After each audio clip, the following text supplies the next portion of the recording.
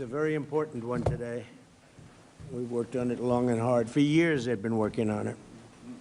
And I see Kevin's in the audience, and I just want to thank you. You were fantastic on television today. I actually want to keep you where you are, if you want to know the truth. Kevin Hassett is so good. I'm saying, wait a minute. If I move them, these Fed guys, certainly the one we have now, they don't talk much. I would lose you. It's a serious concern to me. So I just want to say thank you very much. You've done incredible. We don't want to lose him, Susie, but we'll see how it all works out, okay? Thank you, Kevin. Great job. And thank you for all being here as we discuss the largest investment in rural health care in American history. This is the big one. We're delighted to be joined by many incredible members of the healthcare community, including doctors, nurses, and pharmacists from all across America. We're also very happy to have with us some very talented people. A man who is really good at this, extremely non-controversial, which is, I wanted somebody non-controversial, so I chose Robert F. Kennedy, Jr. to head the whole shebang up. And he also happens to be a great guy. Brooke Rollins, who's doing a fantastic job at agriculture, and thank you. And how are the prices coming? They're coming, sir, they're coming down. Don't forget, we inherited a mess. We sure did. Remember eggs? They were up 4 times higher than they ever were. And in my first day, they said, what are you going to do about eggs? I said, I didn't cause the problem. We didn't cause, we inherited a mess, but the prices are coming down. Yes, sir. Wholesale prices are down 86%. Retail a little bit less than that, but yes, you're making America affordable again. With you in charge, I have no doubt, and I appreciate it. Thank you. Thank you.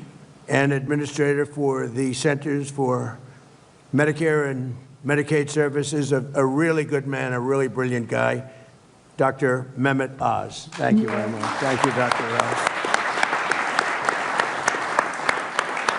And thank you also to Governor Jim Pillen, Senator Dan Sullivan, and Representatives Rob Bresnahan, Mike Lawler, John McGuire, and Nick Begich. Thank you all for being here. Appreciate it very much.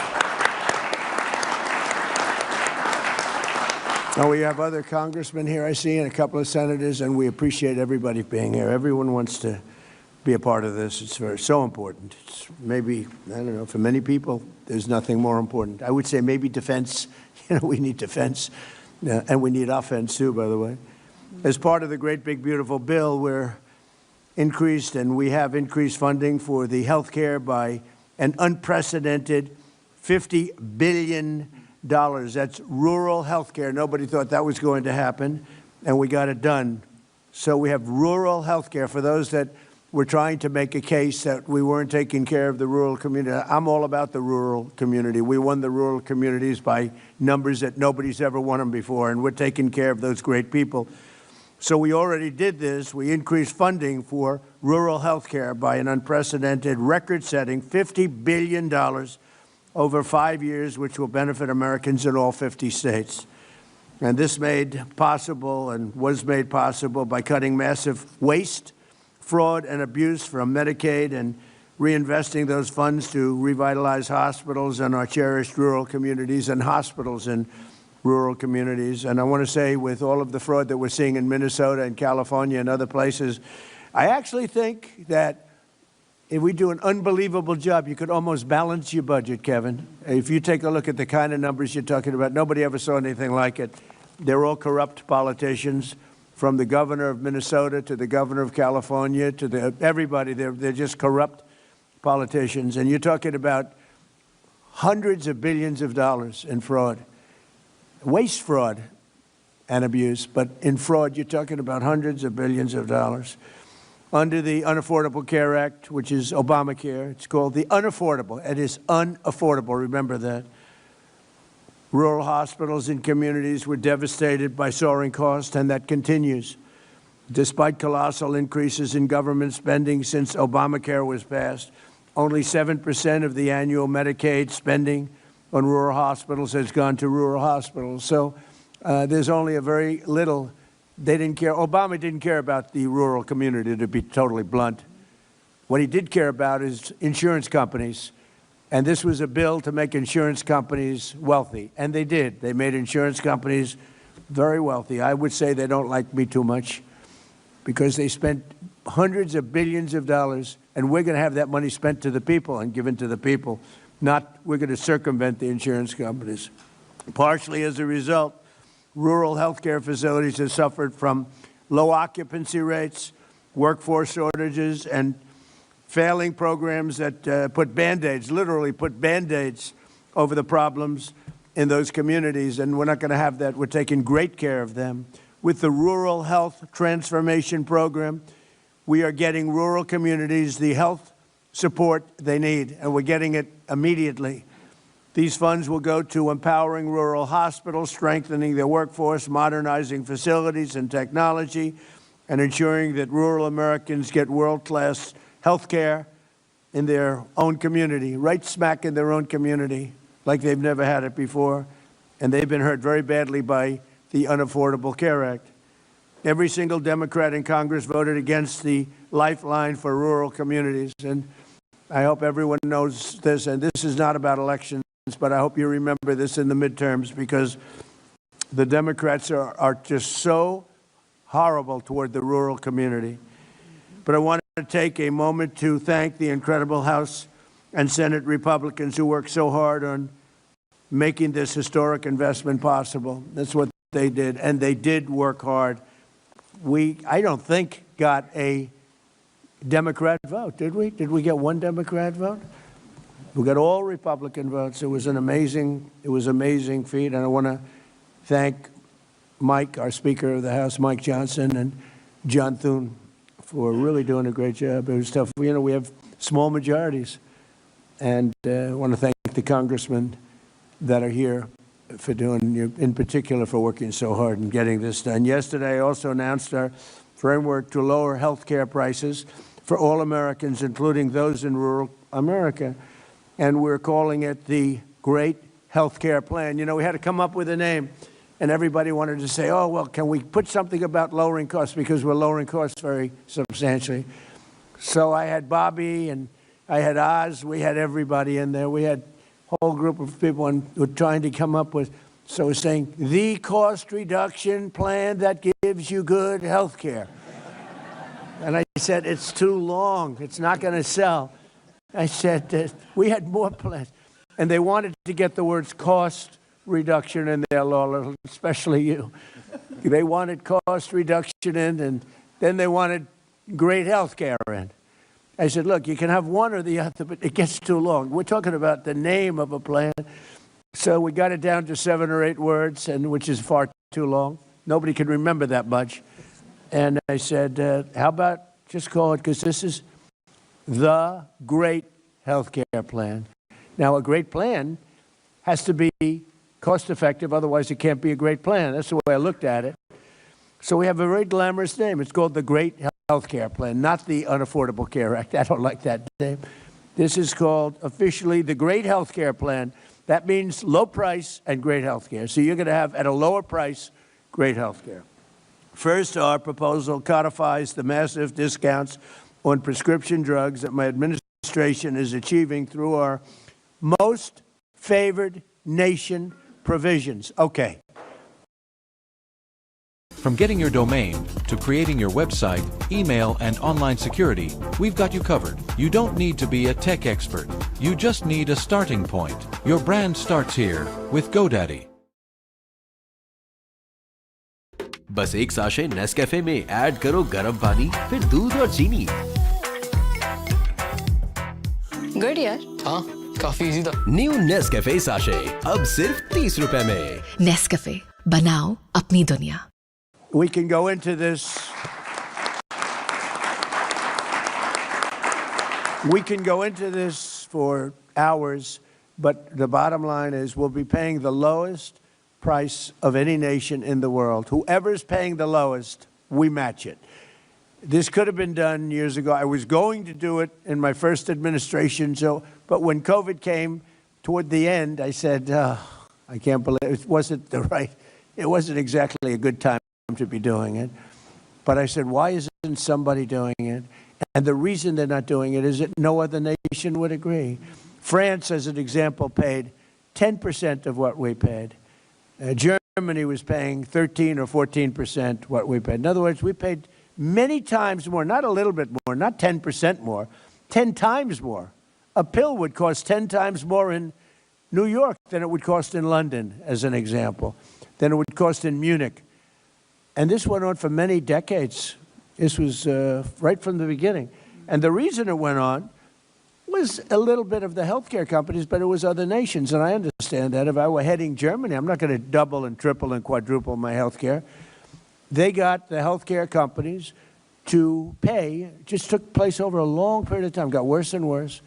And it just hit numbers that were just absolutely unsaleable. And if you remember, the doctors in the audience remember, they say, well, we have to do research and development.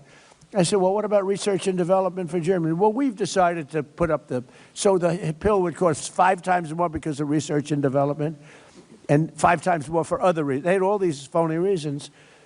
And finally, I said to the healthcare companies, we can't do it anymore. We can't do it. And it started, really, I tell the story. It wasn't meant to be funny. People find it funny. But a friend of mine who's a very smart guy, very, very rich, very powerful man, actually, but he was very fat. And he took the fat, I call it the fat drug. I won't give you which one. It was Ozempic. I won't tell you that. And he went to London on one of his many business trips. It's all he does is business. He can't walk across the street, but he's a great businessman. And he said, President, President. I said, what? He used to call me Donnie. Now he calls me President. So I said, you've come a long way. He goes, but I have a problem. What's your problem? In New York, I pay $1,300 for this drug. Now, this means nothing to him. This is like a penny out of your wallet. The guy's worth hundreds of millions, billions of dollars. He said, and in London, sir, I pay just a fraction of that. I said, what are you paying? $87. I said, well, is it the same drug? I knew exactly what he was getting at because it bothered me for a long time. He said, it's the exact same drug. And because of his wealth and his business smarts, he had it checked. It was made in the same plant by the same company. It's identical. And here I pay $87, and in New York I pay $1,300. So it was too much to bear, because after I told him that the drug does not work on him, because I saw him recently, he's actually fatter than ever. I said, the drug is not working on you. You're going to have to go to something else. But it does work on a lot of people. And he said, thanks, you make me feel good. I said, well, I got to be truthful. You always tell the truth, right, Mr. Congressman? Oh, look, two of the great congressmen. But the drug, we have to do something about it, because that's the same with I would say, Bobby, every drug, essentially. Doesn't have to be in that proportion. In some cases, it's much worse. Because what happened, I might as well get off this crap because it doesn't explain it properly. Because what happened is these countries are very smart, and the drug companies would go to them and they said, look, we're paying $10 for the pill. We're not paying more. Charge America. And this happened one time, then the next year, the next year. This is over 40 years. All of a sudden, they're paying $10 for a pill, and we're paying like $130 for the same pill. It just happened over years, slowly. And it got to a point over the last 10, 12, 15 years where it just was unbearable. And I went to a great executive at Eli Lilly, the top man. He's a very smart guy. And I confronted him, and he had the same line that they always had, blah, blah, blah, research and development. I said, look, we got to stop this nonsense. We're paying 10 times more for things in Europe. It's not research and development. And if it is research and development, they should pay their fair share of that too. And he said to me, and he's a great guy, he said, look, you're right. We can't defend it anymore. I said, you're admitting it? Because these guys had all of them. They must have taken a class together. Must have been, it's probably illegal what they did, Lola, you'll check it, right? They must have gone to school together and said, this is the way we're going to fight this crazy thing where the United States pays 10, 12, 13 times more for a drug. Same drug made in the same plant. And he said, here's the problem we have. The nations are brutal. When we go in and say, we have to give you an increase, they say, no, put it on America, we're not paying you anything. And they say it with such power, and they actually shut us off from selling the drug. And it just happened over and over again. It got a little worse, a little worse, a little worse. All of a sudden, we're paying many times more for the same. I said, well, it's not going to happen anymore. He said, the problem is, sir, you'll never get the nations to agree. It's impossible. They're very tough, and they are. And they'd have to agree to a doubling or tripling of their drug prices in order to get you down, because the world is a bigger place than us. So it's not like you cut it in half. Actually, if they raised it a little bit, we'd go down a lot. You understand that? I think people understand that. So you raise it like from $10 to $20 or $10 to $30, but we'd go from 130 down to 30 or down to 20. So, because the numbers are much bigger, the numbers on their side are much bigger. So they'd need a doubling or tripling or quadrupling. Now, if you're the head of France, the last thing you want to do is say, I'm going to quadruple the cost of a drug. And that's the way it is. But I said, I know, but it's not fair. And this has taken place. And the head of Eli Lilly, and I really mean it, an unbelievable executive, an unbelievable guy, one of the most successful companies, and who's, by the way, spending hundreds of billions of dollars right now. He's building, he told me the other day, he's building 6 major plants in the United States. You know why he's doing that? Because of tariffs. He's doing that because of tariffs. Without tariffs, he wouldn't be doing it. Nobody understood tariffs until I came along. Nobody understood, other than President McKinley. He understood them a long time ago. And because of him, we were the richest nation that we ever were at that period of time. And then when he died, he was assassinated. Teddy Roosevelt came over and he inherited a war chest, and he built the Panama Canal, which is the single most expensive thing ever built in the history of the United States, relatively. We spent what would be the equivalent of $5 trillion building the Panama Canal. It was also the most successful thing probably we've ever built, and to this day. And then Jimmy Carter gave it away for $1. This is the same theory we have on favored nations. The great Jimmy Carter, President Jimmy Carter, gave it away for $1. We lost 38,000 men. In those days it was men. I hate to say this, but mostly men. They didn't have a lot of women workers on the Panama Canal. But we lost 38,000 people. They died from malaria and snake bites. It was a combination of that, a vicious snake, one of the most vicious. You get hit, you're dead. They died from snake bites. 38,000. They paid workers from the United States 3 times more than they made to come over to Panama and dig. For many of them, that was not a good deal. They died, 38,000. We gave it away for that. But that same stupidity having to do with the Panama Canal, and I could tell you about 100 other stories too. You don't have time. But that's what went into this whole thing with favored nations. So Europe and other nations all over the world were getting drugs from the same plant, same factory, same everything, same location, everything, same company, for a tiny fraction of what we're paying. So our people were paying a tremendous amount. So the gentleman from Eli Lilly and others, we had a meeting, and they all finally put up their hands. You got us. We give up. And they were great from that time. But we had a problem. The other nations weren't going for it. France turned it down. Germany turned it down. UK turned it down. European Union turned it down, the whole group. And they said, there's nothing you can do about it, sir. And I said, yes, there is. No, there isn't. You'll never be able to get them up. Or never. I mean, the whole industry is going to be torn apart. I said, we'll get them up easily. Are you crazy? Of course we'll get them up. That's what I do for a living. I get people up. So I started with President Macron of France, and a very nice person. I like him a lot. I hope he's listening because he doesn't believe that, but I do. He's a nice man. And I said, Emmanuel, yes, Donald, thank you so much for calling. Oh, I said, you're not going to like this call. You're going to have to get your drug prices up. No, I will not do that. I said, Emmanuel, we're paying 13 times more than, 13 times, not 13%, 13 times more than you are for this pill. I rattled off some numbers that are crazy. You know the numbers I'm talking about, Oz. Oz would give me some numbers. I'd say, this is crazy. We're paying 10 times, 12 times, 13 times. No, no, no, no, I will not do that. I said, look, you've got to do it. 100% you're going to do it. No, no, Donald, I told you I will not do that.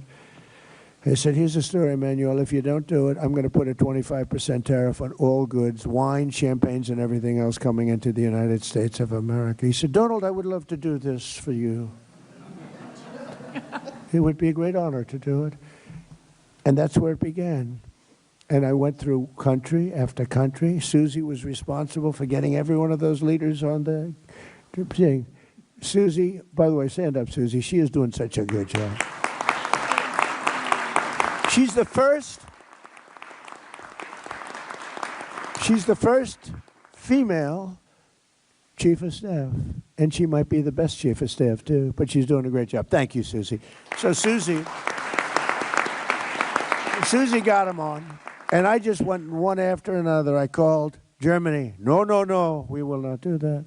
I said, no, we're going to put a 25% tariff, which is, by the way, about 7 times more than they would have to pay by raising their drug, like 7 times. This wasn't like a little bit more, 7 times more.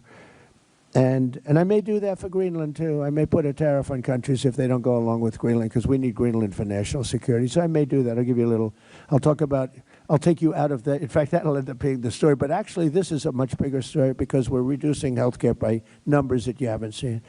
So I spoke to the top 10 countries. They all said no, and within about 2 minutes, they all agreed. And we were off to the races. And now we have favored nations. It's called most favored nations. So if France is paying, let's say, $20 or $30 instead of $10, we are going to pay that 20 or 30. We pay the lowest price, whatever the lowest price is. So if France is paying $100, but Germany is paying $20, we pay what Germany pays. So we go from a horrible situation on drugs, prescription drugs, to the lowest price anywhere in the world. Is that a correct statement, Oz? Because they're going to blame you. If you want to correct me, you can, but you know you won't be here for long if you do. Powdered milk मियारी दूध से बनाया जाता है। मियारी powder दूध है ग़िज़ाइयत से भरपूर। You're correct, Mr. President. Oz has left employment. No, but is that a correct statement? That's absolutely correct statement. And that's what we want to codify in the great health care plan. Yeah, that's why it's we're so codifying. important. Because if the president's not here, there's a flight risk with these companies not obliging us anymore, because I think it's the strength of your personality, but also they know they will follow through with the threats if we don't act. So we believe other countries will change their opinions, and so will drug companies. So we've got to get it into legislation. Well, if you have the wrong president, the countries have tremendous influence over us. You know, they look, why did we go to an income tax system instead of a tariff system? We had the wealthiest nation. If you go back to the 1800s, 1887, we had money, so much money, we didn't know what to do with it. But the countries at that time, same, no different. They have a tremendous influence over this country. For whatever reason, I don't know, but they do. So if you have the wrong president, they'll change the system in 2 minutes. I mean, they'll change it. And the drug companies are very powerful, too. You have to deal with them. In this case, it was both. I mean, you had a problem with the drug companies, but you had a tougher problem in theory, other than the fact that I understood how to deal with them. And I'm the tariff king, and the tariff king has done a great job. And I hope we win the Supreme Court case, because if we don't, be a shame for our country. Be a shame. We have a great, safe, beautiful country now. We're doing better than we've ever done. We hit 42 stock market highs during the 11-month period that I've been here. There's never been anything like it. Stock market's hitting a new high again today. So it's, it's been incredible. So just to end it on this, because it's such a big subject and it can't be explained by reading. As good as my speechwriter is, he's fantastic, but he can't write it in one sentence what we're talking about. So we're going to get most favored nations. We will be taking prescription drugs down to levels never even contemplated. And that's all great for healthcare, because when you're paying a tiny fraction of what you had anticipated paying prior to today, prior to this month, this all took place over the last month and a half. And the sad part is that when we first announced it, and we did it in a little bit more general form, when we first announced it, the Times did a story on page 22 or something, way back in the little story in the back of the newspaper. This is the biggest revolution in the history of medicine in this country because it's price. You're going to buy the drugs for a small fraction of what you were paying for them last month. And I tell the story of my first term. I was the one, after 28 years, that got drug prices down. It was either 1/4 or 1/8 of 1%. I got them down for the year. First time in 28 years. I was so proud of myself, I called a news conference. I said, ladies and gentlemen, for the first time in 28 years, drug prices have gone down for the year. 1/8 of a point. In fact, I had a chart. It was the worst chart I've ever seen. It was a line that went from January to December, and it was dead straight. You had to get a little, like a carpenter uses to see. I said, this doesn't look good. It's not the greatest line, but I was proud of it because it did. It went down either 1/4 of a point or 1/8 of a point, tiny. And now think of what we're doing. We're bringing medicine down by many times. Nobody's ever seen. And there are two ways of calculating. You could say 1,000%, 2,000, or you could say 90% or 80%. The Democrats want you to say 90 or 80, but there are two ways of calculating it. You understand that, Dan? And we'll take either way. It doesn't matter. But we'll be paying a tiny fraction. So that's going to go into our plan. And what Oz said is very important. It's very important that whoever is in this office is, strong and intelligent. And if they're not, they could, it could be ended. But what we want to do is we want to have it codified so it's very hard to change.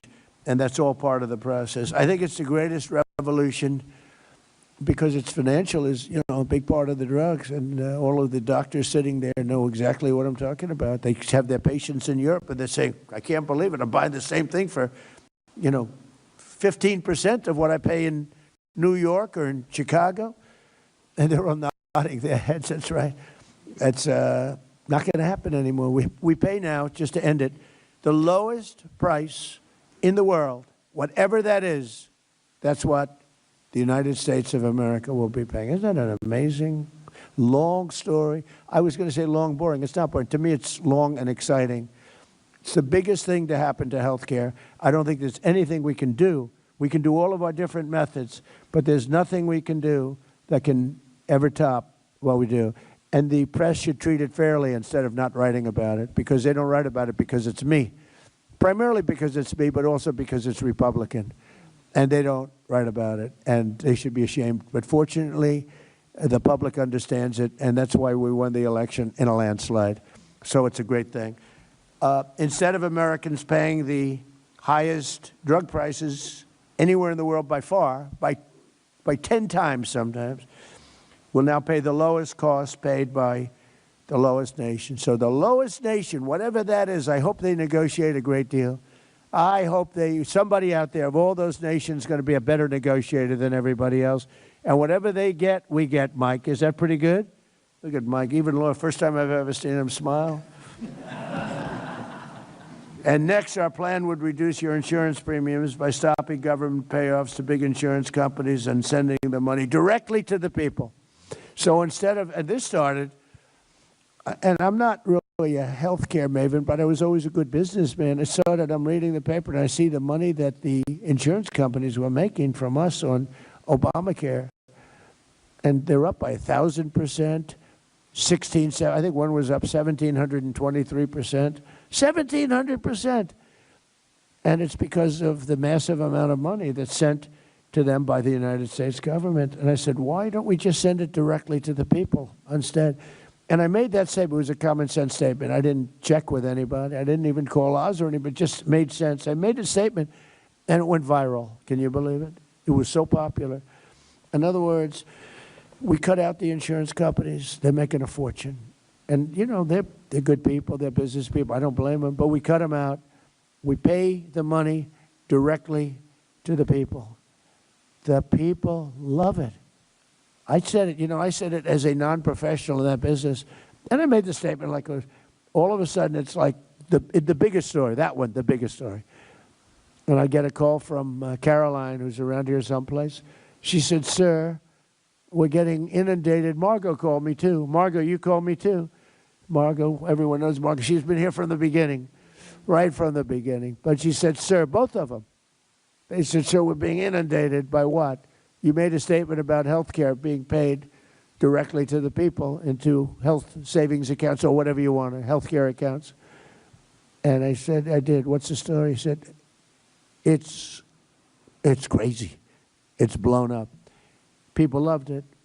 And so that's where we started. So Obamacare was designed to make insurance companies rich.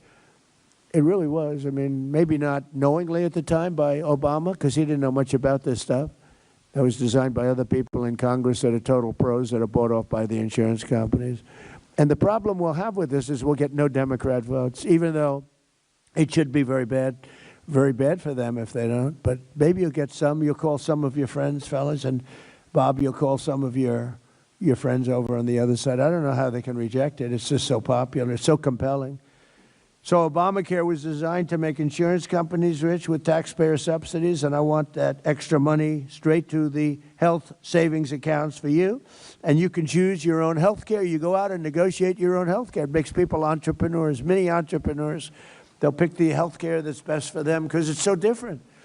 A young person, they need health care for different reasons, and an old person doesn't need certain things that a young person needs, and vice versa.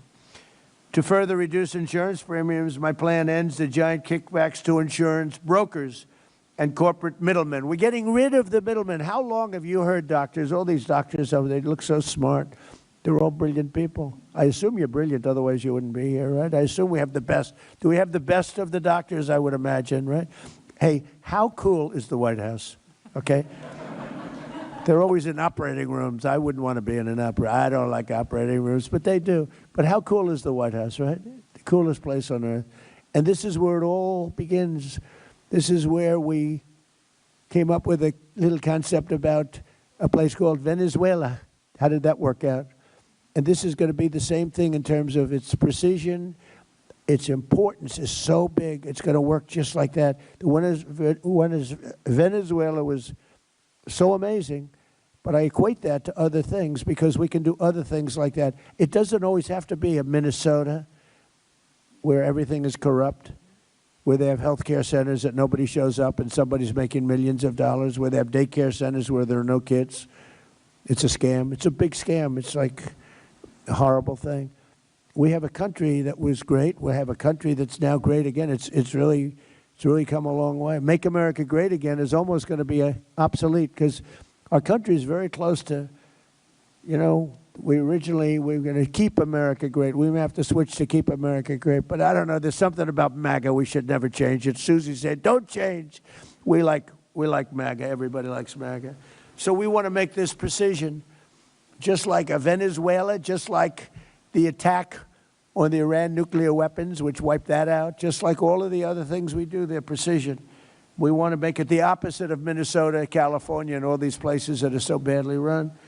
So to further reduce insurance premiums, my plan ends the giant kickbacks to those insurance brokers and corporate middlemen that you've been hearing about for so long. It also funds the so-called cost-sharing reduction program to bring down the cost of the most common plans on the exchanges by more than 15%. And next, the great health care plan mandates unprecedented accountability and transparency from insurance companies and all health care providers. We want transparency. You're not allowed to ask a doctor how much is it going to cost. You're going to have your heart ripped out, and you're not allowed to negotiate. This is a giant scam. It's, in certain ways, look, nothing can compare to most favored nations. But when you give yourself the right to negotiate, you're not allowed to even ask how much it costs. You're supposed to go into a hospital and get operated on. Then they send you a bill and you have to file for bankruptcy. Not going to let that happen. So we're going to have insurance companies and healthcare providers going to have great, and hospitals, great transparency. The word transparency is a very important word. So they can't get away with ripping you off any longer. It requires insurance companies to make it easy for you to compare plans. You got to be able to compare plans. You can't do that now. You're not allowed to do that. It's not even believable. I tell you what, I used to sit before I was a politician home, and I used to say, how is that possible? Things happen that, I guess it's just the forces of nature, the forces of power, and you end up with very, very badly treated people, and they won't stand for it. But these forces are going to release an earthquake of reduced price health care. You're going to have massively reduced costs. This is no longer we're going to cut it by the famous 1/8 of a point. You're going to have massively reduced health care, and it's going to be massively better. You're going to have great health care at a much lower price, which is the two things. We want great health care and we want low price. You're going to have great health care at low price. Now you have terrible health care at a high price. You have horrible, horrible Obamacare health care. Like everything else he did, it was crap. It was a horrible plan. It was from day one, and it should have never been approved. It was a very sad night that night when there was a thumb raised. Most importantly, will require any hospital or insurer who accepts Medicare or Medicaid to prominently post all prices. You're going to post your prices at their place of business. Something they don't have to do, something they're not even allowed to do. We'll have the maximum price transparency, and the cost will come down just by that, not even talking about favored nations. The price will come down. So just in conclusion, I'm calling on Congress to pass this framework into law so that we can get immediate relief to the American people, including rural America. And I hope to get Democrat votes. They know, they saw it. I know a lot of Democrats. And they say that plan is unbelievable. Are you going to vote? Well, I'm going to try. They have tremendous pressure on them. Vote no. Vote no. We have a couple of Republicans. Massey, Thomas Massey, always votes no. He's like, something wrong with the guy. If you have any clinical psychiatrists in there, maybe go check out his mind. But he always votes no. He's a very bad person. He's a very bad Republican, bad American when you always vote no. Just vote no. Do you approve? No. You know, there's not a thing you can say to him either, Lola. Look, Lola wants to be nice. He likes to get along with everybody. I don't. But they vote no. But so I don't know. You know, you have some people, they're very, I call him Rand Paul Jr. Rand Paul always votes. I don't know why he votes no, but I guess he thinks it's good politics. I got him elected twice. If I didn't endorse him, he wouldn't have been elected. But he doesn't reciprocate, and I guess that's okay. But I want to hear now, if I could, from Dr. Oz, and then we're going to have Dan Sullivan say a few words, and Rob and Mike, and Governor, you're going to say a few words, and we appreciate you being here very much. You're doing a fantastic job. I just want to leave by saying that this is the biggest thing to ever happen to health care in our country. It will not be covered that way by the fake news, and that's a sad thing. It will probably not be voted positively by the Democrats, and that's a sad thing. They all know how good it is. I think we can make health care into a Republican issue because the Republicans are going to be close to unanimous on this. It should be unanimous. Maybe we will be unanimous, but it'll be close. But we have a small majority. We probably need a little bit of help from the Democrats. So whatever we can do, we're going to do it. It's the biggest thing to happen to health care, maybe from the beginning. So, Oz, would you take it away, please? Thank you very much. Mr. President.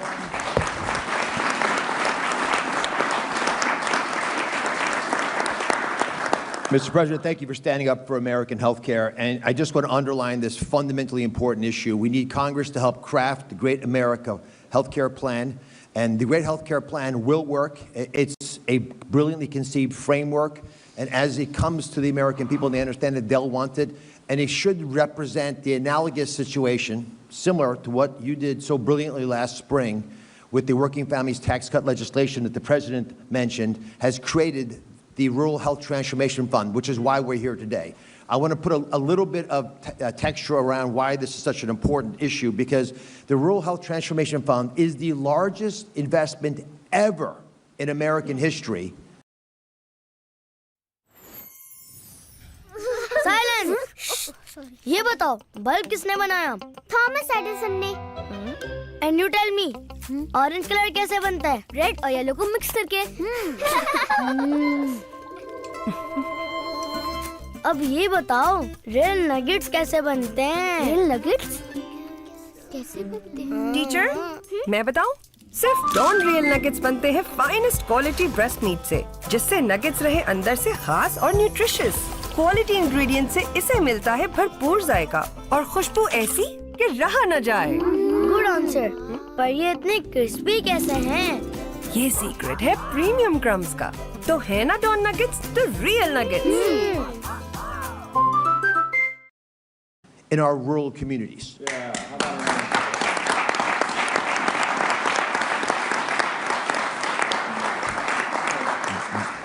50% increase in the amount of money that Medicaid, which Secretary Kennedy and I regulate, into our rural communities, $50 billion. You can do the math, it's $1 billion per state, and that's an important factor because it got them competing. There are 60 million rural Americans. And these folks do not have access to the same care that's available in urban and suburban America. Their life expectancy, if they're in a vulnerable situation, is 9 years shorter. Because your zip code actually is your destiny. It determines how long you're going to live, and we can make a dent in this because the high rates of chronic disease and other ailments that plague our rural areas are often driven because they don't have access to care.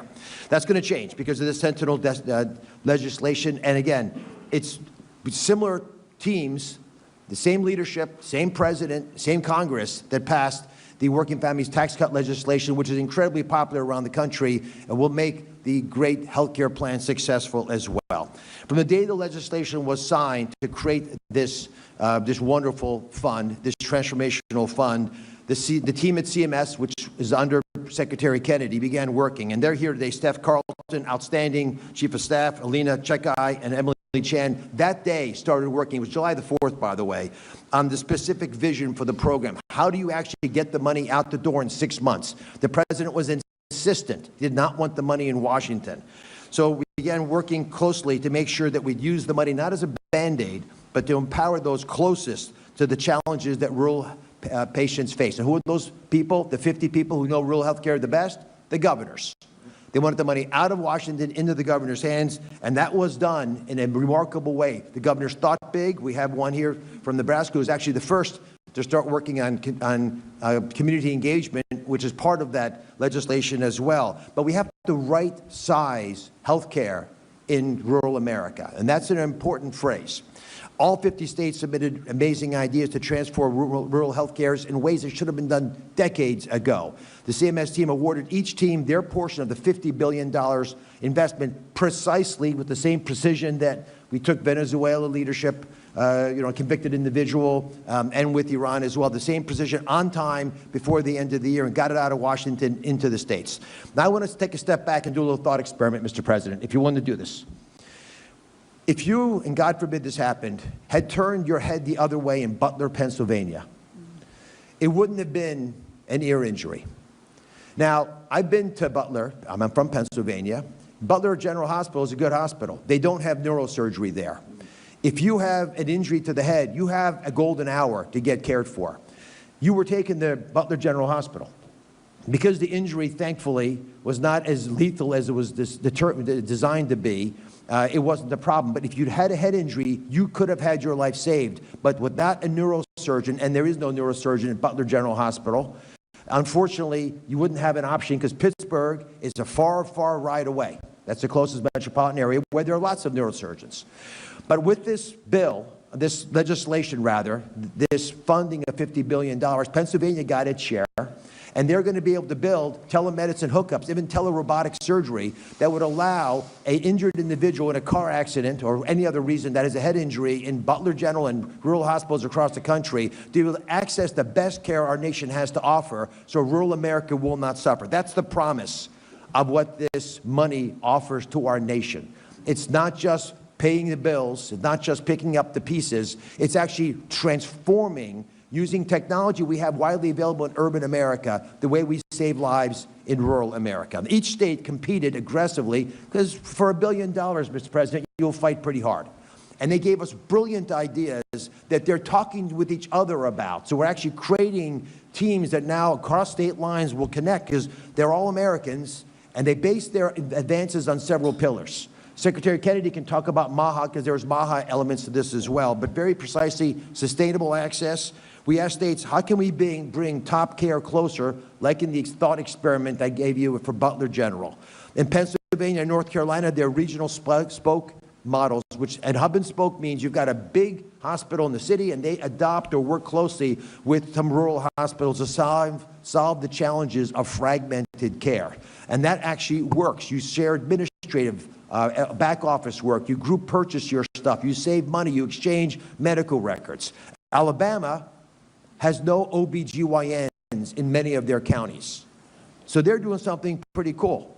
They're actually having robots do ultrasounds on these pregnant moms. So we can actually get those images back to the big center. So we know if the child has a problem and we know if that mother's at risk. We have one of the highest maternal mortality rates in the world, in the country with the best medicine in the world. It's often stated, people ask, does healthcare stink in America? Well, they don't like it. Would you leave America to get healthcare elsewhere? Nobody leaves.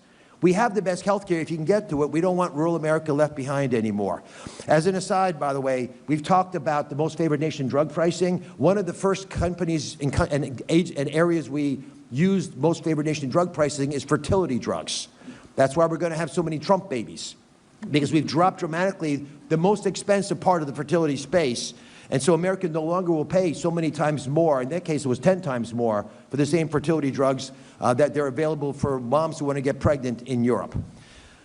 I want to thank Terry, who's here as a nurse practitioner, Andrew, who's a doctor, West Virginia, New Mexico. They're representatives of the workforce in rural America. But there are only 2 of them here representative because we don't have enough people working in rural America. It's a big challenge. So Delaware is creating its own medical school, their first ever medical school in a rural part of the state. So that can get more local talent that will stay local in those parts of Delaware. Michigan is launching the high school to healthcare pipeline grant program. They want to take kids out of high school in Michigan, local rural communities, and get them into the system, get them trained as nurses, because they'll stay home because they're from those communities and they'll save lives for decades there. These are the types of programs that can get our rural communities and economies up to high gear and keep it that way long after this 5-year funding is done. And finally, tech innovation. Rural communities would benefit the most from high-tech advances, like we just discussed, as possibly if there was a head trauma case. Many states want to partner with our CMS data interoperability network. It was created by Amy Gleason, who spearheaded so much of the technology transformation in our government. It's going to support the President's pledge to provide transparency that he mentioned as part of the great health care plan. And Congress can ensure these are all available for decades to come if we can get this legislation through. As in the tech innovation forefront, just to give you a couple examples, Texas and Hawaii are making targeted investments in statewide telehealth, so everybody has telehealth. The best doctors for the best knowledge available where you are. We'll meet you where you are. If you're a vet and depressed and you're thinking of taking your life, we'll be there. Just let us know you're in trouble and we'll help. Alaska wants to deploy, and I'm going to hand it to Senator Sullivan in a second, wants to deploy unmanned pharmaceutical distribution kiosks and drones that will deliver medications, because in the North Slope of Alaska, you can't get there this time of year. So these technologies, they exist. Why are we using them in Midtown Manhattan? We should use them in rural Alaska. This administration is committed to collaborating with all 50 states, all 50, red and blue, all 50 states, to carry out bold plans to tackle the challenges that local communities face. We're not pouring funds blindly, however, into a broken system. We're going to carefully, precisely, as the President said, target this investment. With healthcare fund running rampant, and I was in Minnesota this week, Mr. President, it's worse than we've heard, but Minnesota, pardon the pun, is just the tip of the iceberg. California is the varsity team when it comes to fraud, waste, and abuse. We're not going to let that happen. We want transparency for this $50 billion investment. We owe it to Capitol Hill. We owe it to this President. And we want accountability to be a top priority. For that reason, we've created an Office of Rural Health Transformation at CMS for long-term oversight. The office, led by Alina Chekite. Alina, again, was one of the people who helped create this program in the forefront, will guide, she was in the first administration, Mr. President. She's going to guide states in implementing their rural health transformation plans, coordinate all the federal and state partnerships, making sure there's appropriate oversight. In addition, every single state is going to have a dedicated project officer. We will be there with you. We're going to help you. Please engage us. You've got lots of lives at risk. It's a true state-federal partnership, unbelievable, extraordinary milestone. for health care. Your zip code will no longer dictate whether you have excellent health care. Your zip code will no longer be your destiny. It's not going to dictate your life expectancy. Mr. President, I cannot thank you enough for the leadership that it took to get this $50 billion investment in rural health care. They don't make a lot of noise. They just want to get the job done. You stood up for them in Congress. God bless you for making this possible. Please do it again. Please do it again for the great health care plan. Let me hand it to Dan Sullivan, who's a spectacular member of the Senate, and obviously Alaska.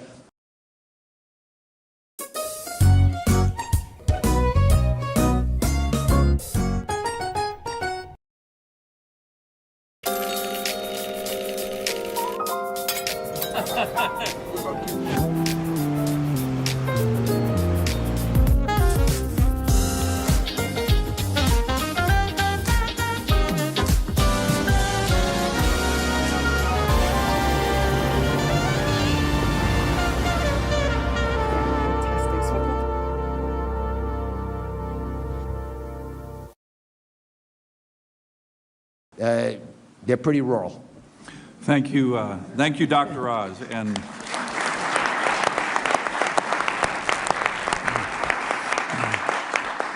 Mr. President, I am very honored to be here. This is a really exciting day. I want to thank you, sir, and your team.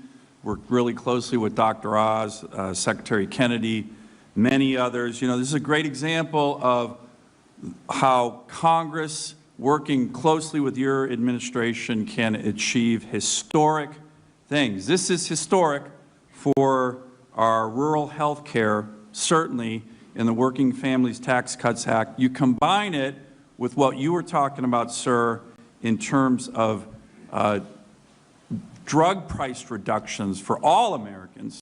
So these are two things that are happening right now in our historic, and I agree 100% with you, Mr. President, hasn't got a lot of press, even though it is historic. It's going to really impact people in rural America, especially my state, this fund that I want to talk about.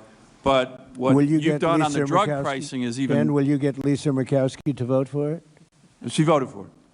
No. Are you going to get her to vote for the great, big, beautiful health care bill that we're doing? When we get that, I think MFN drug pricing, I bet every member of Congress votes for it. Are you going to get her to vote for it? We'll work on it, sir. We'll work on it. So let me actually talk a little bit about the context of what's going on in Alaska and how this relates to it. You know, after 4 years of being locked up and shut down by the previous administration, we are on the cusp of achieving some huge goals in my state that we've been working on for decades. We have this huge resource development boom going on the North Slope of Alaska. I was with a bunch of the Inupiat, Alaska Native people who live up there. They are so excited about what's happening there. We are, as you know, Mr. President, building icebreakers. We're home porting some of those in Alaska.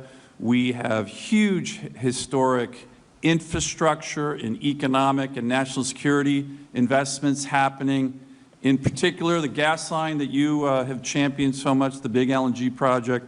All of these things are happening. It's really exciting. By the way, all of these issues I just talked about, all of those were in the Working Families Tax Cuts Act. So there's a lot of excitement. But, Mr. President, in addition to a strong economy, the thousands of jobs that these projects are going to have, we have to have a strong healthcare system in every state. And rural Alaska, as you mentioned, as Dr. Oz mentioned, has often, almost always been an afterthought when it comes to investing in healthcare in America. And that's not happening anymore after the Working Families Tax Cuts Act. As you said, Mr. President, as Dr. Oz said, this is the biggest investment in rural health care in American history. $50 billion, the award the great state of Alaska was able to get working with Dr. Oz, and the parameters of the bill was about $1.4 billion over 5 years to transform our health care system. So that's really exciting, but here's the big deal. This is not just about money. This bill isn't just about money. The reason it's so impactful is that it's focused on letting states and governors design the system that they need. Alaska has many unique healthcare challenges, Mr. President, as you know, but for decades, the mentality in Washington, D.C. is this approach to one size fits all. D.C. tells every state, here's how you have to do it, and it never works. It never works. It certainly doesn't work in my state. I'll just give you one example, the federal match on Medicaid.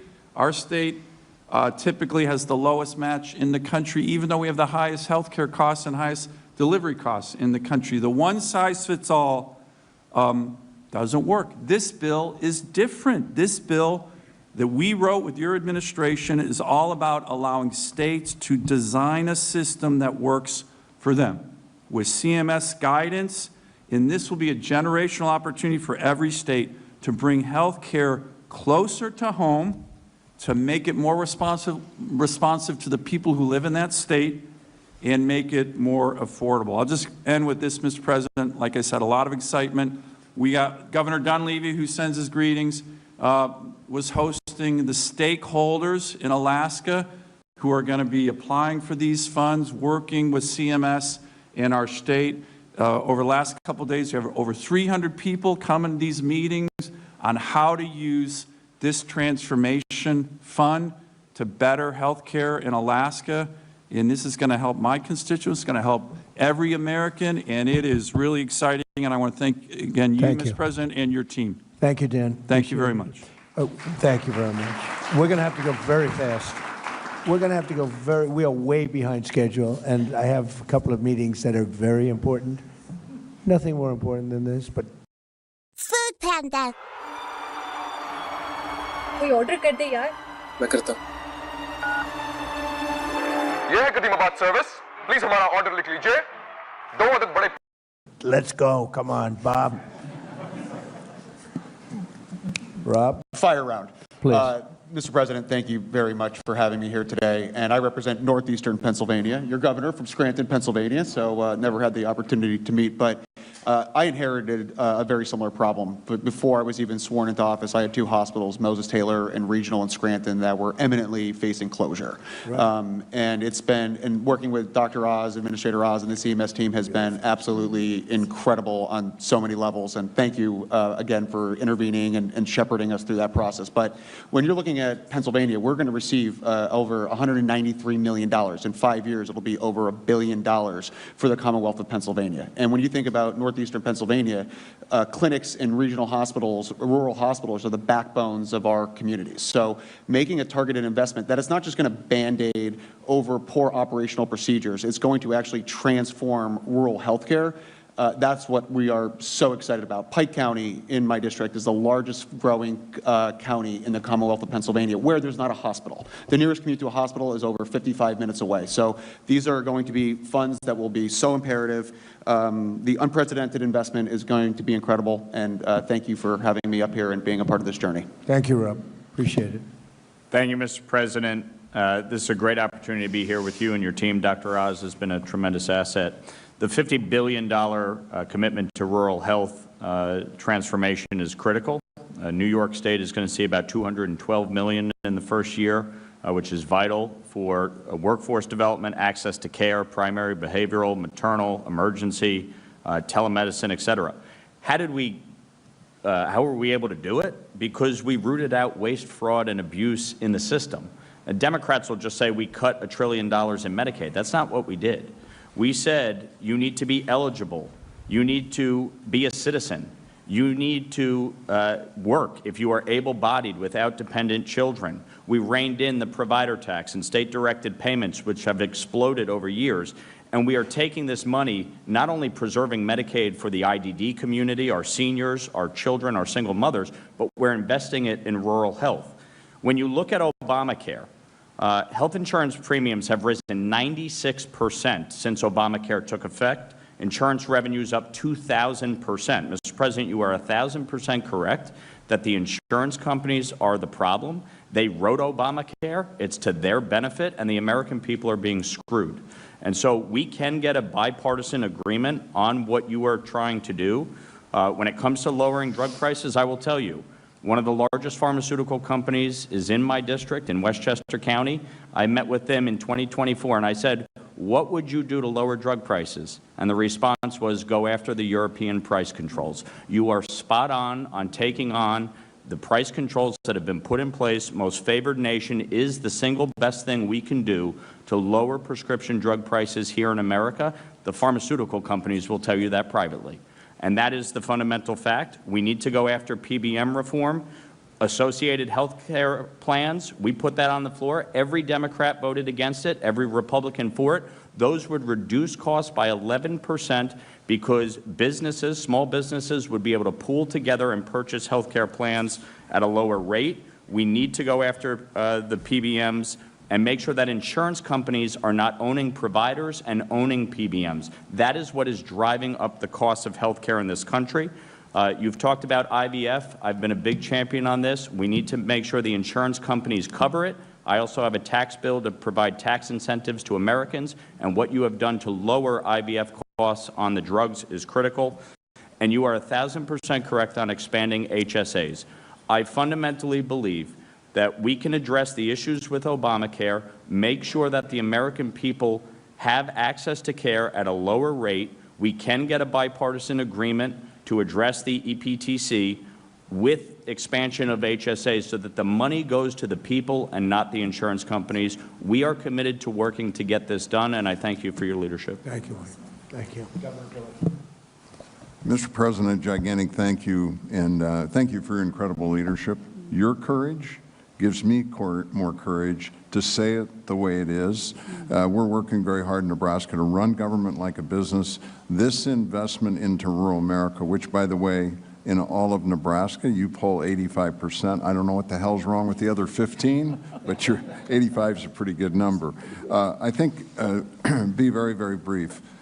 This plan will allow us to do common sense, pragmatic investments in rural Nebraska, and they will be sustainable. We will make sure that we don't need another dollar after 5 years.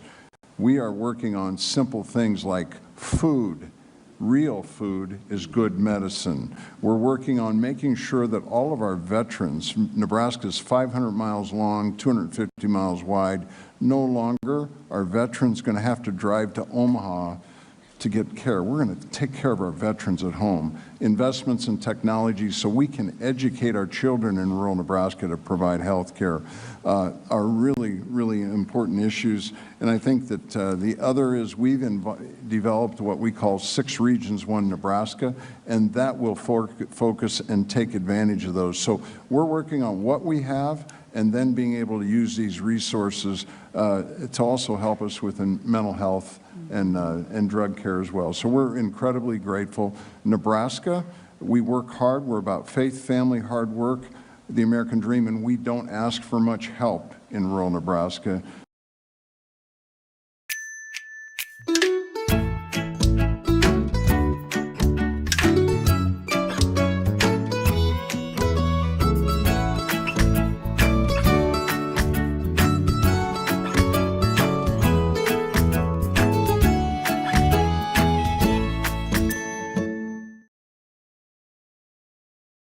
In the red corner, straight from the bed, moving so slowly. क्या ये ready हो पाएंगी?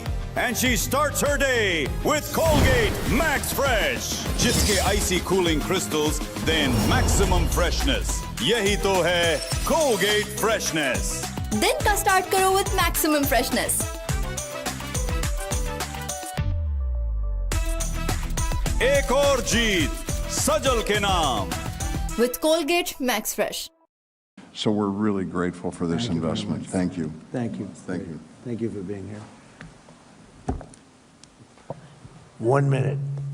How about 30 seconds? How about 30 seconds, sir?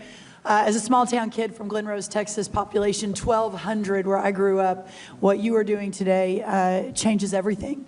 And on behalf of our farmers and our ranchers in rural America, it is a new day, and we're so grateful. The final thing I'll say is I think about Abraham Lincoln, who also sat in this room, and I think about other presidents throughout American history. And you think about how the fundamental course of American history has changed in certain pivot points throughout history. I think about you as the peace president. 8 wars solved, more coming. I think about you as the security president. a border that is secure for the first time and more than any time in American history. I think about you as the prosperity president. We talk about, Kevin, wages going up. We'll give poverty her more coming than down. 1 minute. In fact, Oh no, I'm almost done. she can I'm almost done. speak as long as she wants. I'm almost done. The prosperity president and what's happening. Think about you as the affordability president. Everything is coming down. Inflation is coming down. The cost of groceries is coming down. Fuel, housing, etc. And sir, today, in the last 2 weeks, you will go down in history as the greatest president for the health of this country in history. Think about our new dietary guidelines from Bobby Kennedy and I, but with your leadership, putting real food back in the middle of our health care conversation. Whole milk for healthy kids with those dairy farmers 2 days ago. We were in Pennsylvania talking about it yesterday. And today, putting the patient and the doctor back in charge of health care with great leaders like Governor Pillen. God bless you, Thank your you very leadership, much. and all of our leaders. Thank you so much, sir. Thank you very much. It's been a great day. And Terry and Andrew, thank you. Thank you very much for being here. I hear you're just outstanding people and have really helped. We appreciate it. You want to say something? Thank you, President Trump, and I would just echo everything that's been said here. Thank you very much for what you're doing. I'm from the northwest corner of New Mexico. We also work with the Navajo Nation. Right. And so we have a lot of rural areas in our state and in our county. I'm also a county commissioner. So I take as being a nurse practitioner, a county commissioner with a heavy weight in order to see this happen. And it will help produce accessibility, which is a huge thing. People have to drive for miles in order to see a health care provider, workforce, quality care, and sustainability for our hospitals. That's what we're looking at. We meet next week as in Santa Fe with our legislators. And so that is, we're going to be addressing the licensure compact as well. And they've got to clean up their elections in New Mexico. We're working. Because those elections are so corrupt, it's incredible. If they clean it up, we win by a lot, but they are really corrupt elections. So I think if you want to do this, you have to tell them to start working on that. It's unbelievably one of the more corrupt states in terms of that. But you uncorrupted, so I appreciate you being here. Well, the today. Northwest Corner loves you. I know. I know. Thank you. I know we have great love in New Mexico, but it's the elections are so corrupt. Not much you can do about it. We have that with numerous states. Thank you very much. Andrew, thank you very much. You have anything to say? Mr. President, thank you for having me here today. It's an honor to be here to represent my community. I'm from Northwest Georgia. I grew up in West Virginia. To represent my colleagues and my profession, it's truly an honor. This is so important to our patients, to put the physician and the patient back together and take everything else out of the middle. I practice in cardiology. Having efficient, effective, high-quality care is so important. And time is of the essence, and patients need to be able to have close proximity to their doctors to get the care that they deserve. Quality of care shouldn't matter about the zip code. We should be able to do what we are best at and take care of our patients on an equal playing field, and this certainly helps that. I greatly appreciate all that you've done for the American people. You are an inspiration to us. You make us believe no problem is too big to solve. I mean, you are a representative of that, and I thank you for your leadership. Thank you for this opportunity to be here. And thank you for putting health care at the forefront. It's so important to every patient and every family that we take care of. Thank you very much, Andrew. Great job. Great job you both do. Amazing. I've heard unbelievable things. And doctors in particular, thank you very much for being here. We very much appreciate it. Thank you, everybody. It's a big story. Thank you. Thank you, Bob.